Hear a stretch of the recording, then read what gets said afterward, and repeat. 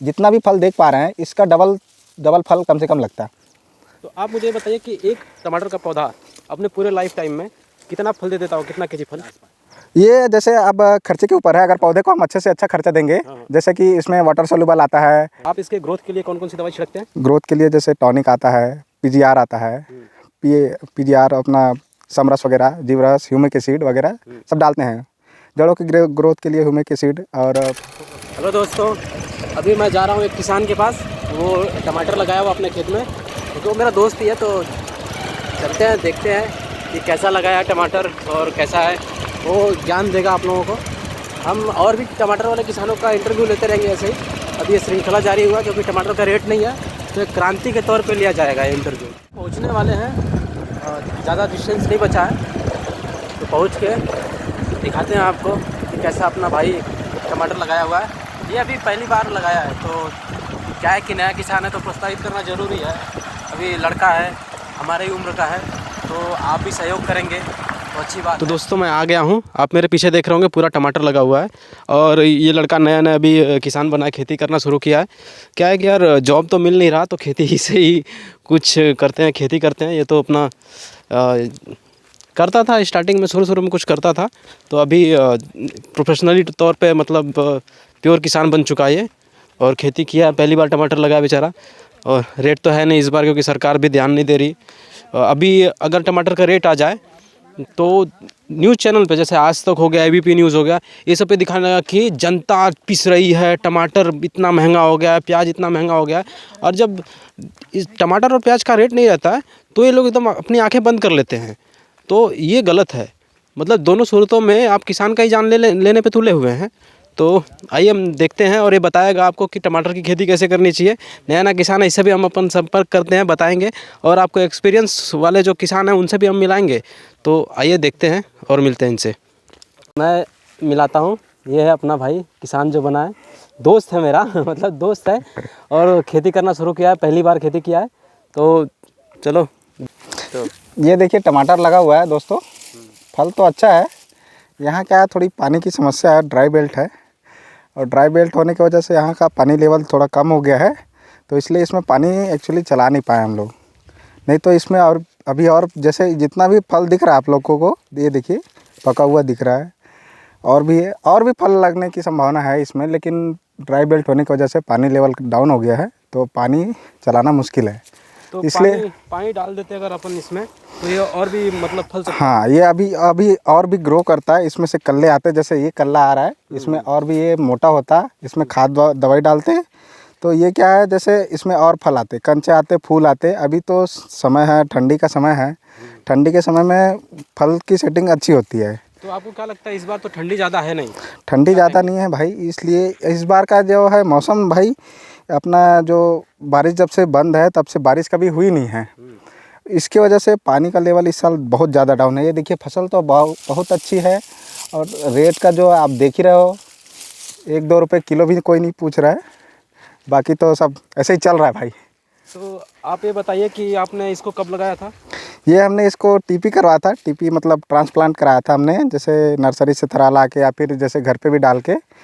ये हुआ था अगस्त में, अगस्त के 15 अगस्त के बाद हुआ था।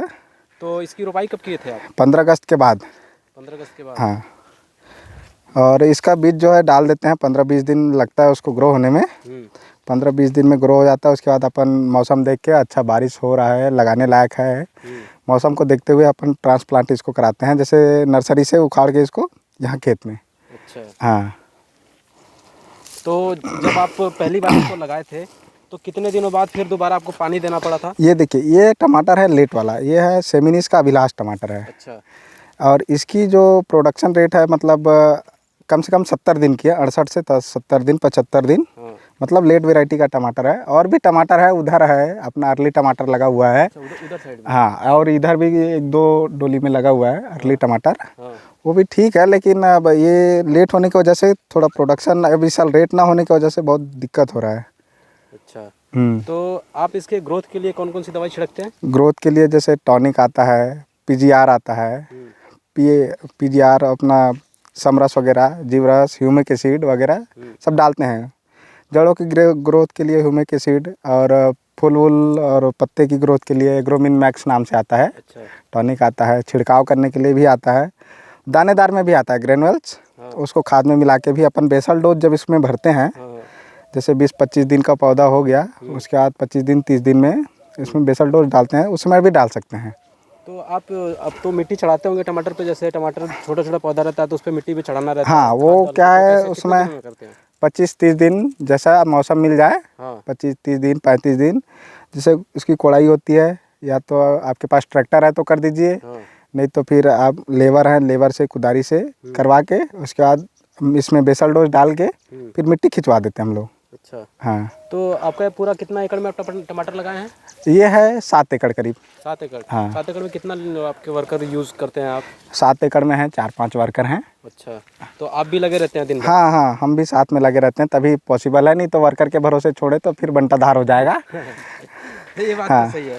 ये ऐसे रेट में फिर हम भी साथ में रहे तो हमें कुछ बचाने को नहीं मिलेगा। एक तो रेखा का खेत है, लीज वाला है, लीज वाला प्लाट है, अपना खुद का तो है नहीं। हाँ। हाँ, तो आपको क्या लगता है कि आपका खुद का रहता तो मतलब सही रहता या फिर कुछ और? खुद का रहता तो जैसे लीज वाला जो पैसा देना है साल का पर एकड़, जैसे जो भी 10,000 12,000 जो भी रेट चल रहा है, वो जैसे अब 7 एकड़ है तो 50,000 रुपया जो भी 11 के हिसाब से या फिर 10 के हिसाब से जोड़ लें तो 70,000 80,000 वो सेफ रहता है। अच्छा। तो मतलब अगर इस रेट में भी अगर रहता तो अगर खुद का होता तो अपना जो भी है हाँ।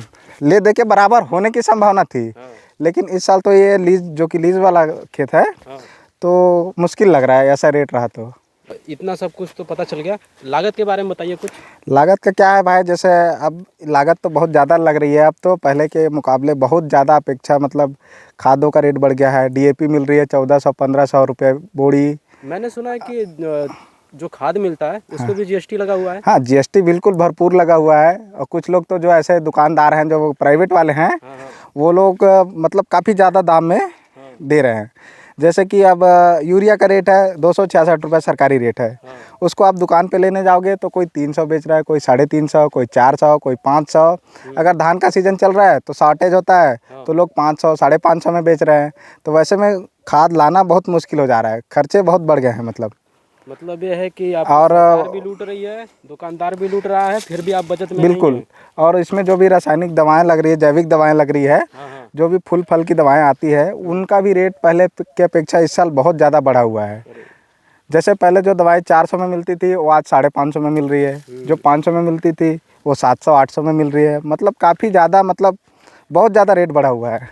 अब ये फसल जैसे देखिए कि ये टमाटर पका हुआ है, इसकी हार्वेस्टिंग हम तोड़ाई करवा नहीं पा रहे हैं। रीज़न क्या है कि रेट नहीं है। रेट नहीं है, लेबर खर्च नहीं निकल पा रहा है, तोड़ाई और ट्रांसपोर्ट का खर्चा नहीं निकल पा रहा है।